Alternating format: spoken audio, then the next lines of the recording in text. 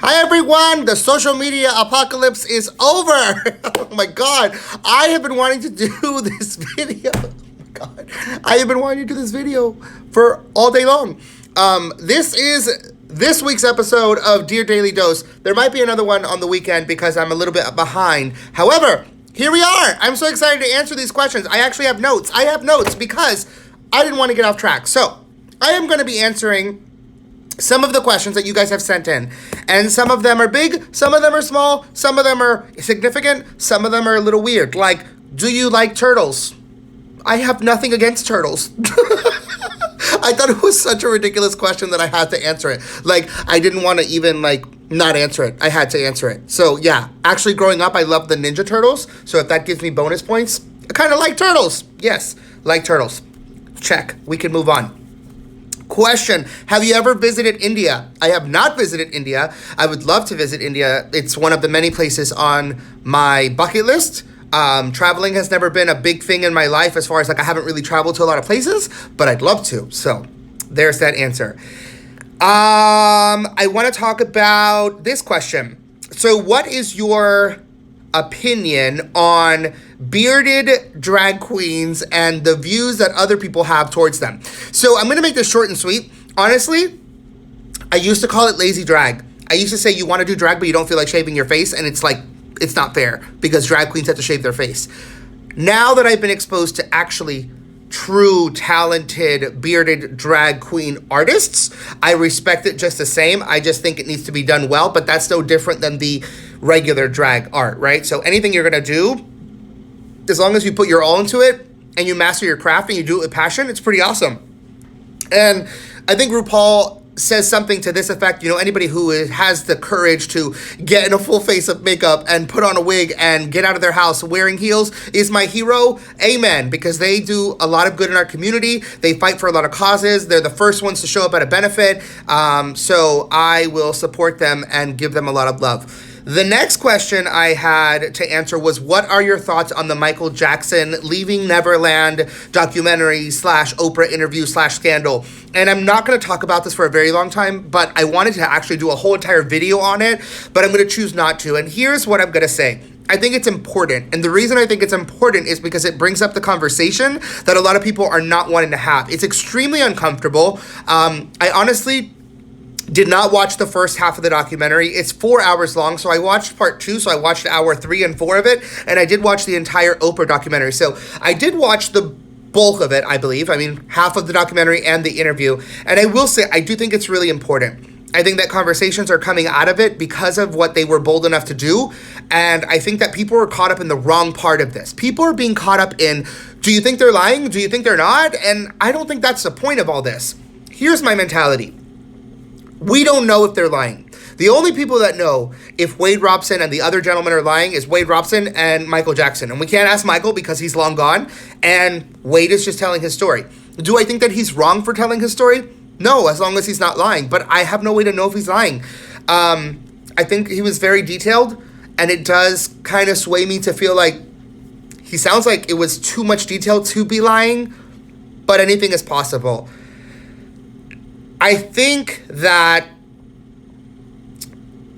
we need to take it for what it's worth. And sometimes people get so stuck on the little detail that they miss the big picture. And the big picture here is the conversation about abuse and about grooming children and grooming victims of abuse in order for it to feel like it's not abuse and to make it okay is a conversation that isn't really held a lot. And having this conversation is important, and people need to have more of it so that the awareness increases. I think the conversation, it confuses me why more people aren't talking about the parents. Why are more people not asking, why were the parents okay with this young child of 7 to 14 years old staying in a grown man's house? I don't care if his name is Michael Jackson. I don't care who he is. Why were the parents okay with that? That's my biggest question. And now moving on to Oprah.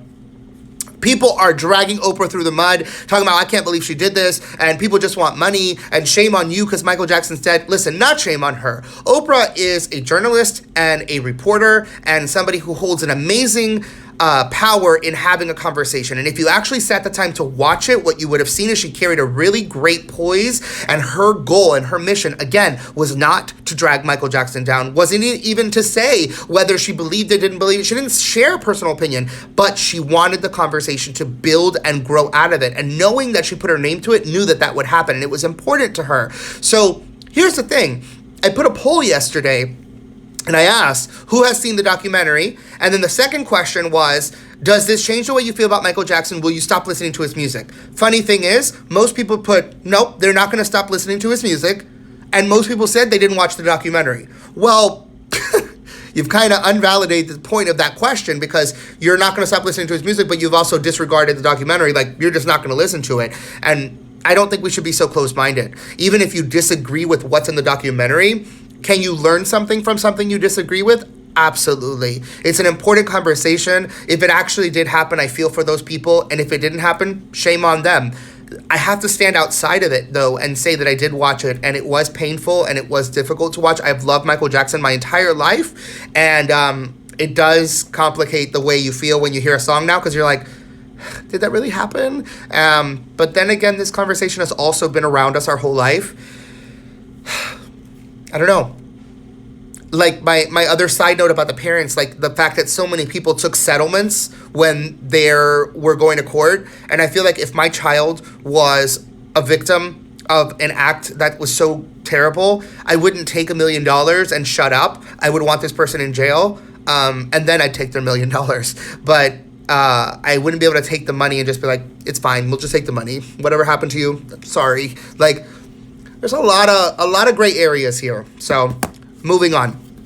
This question, life's biggest lesson and why? Whew, it's a big question. I've actually sat around thinking about it, and I have a lot of different answers. I could tell you a lot of different lessons, and maybe we'll continue sharing lessons as we continue these messages. But life's biggest lesson and why?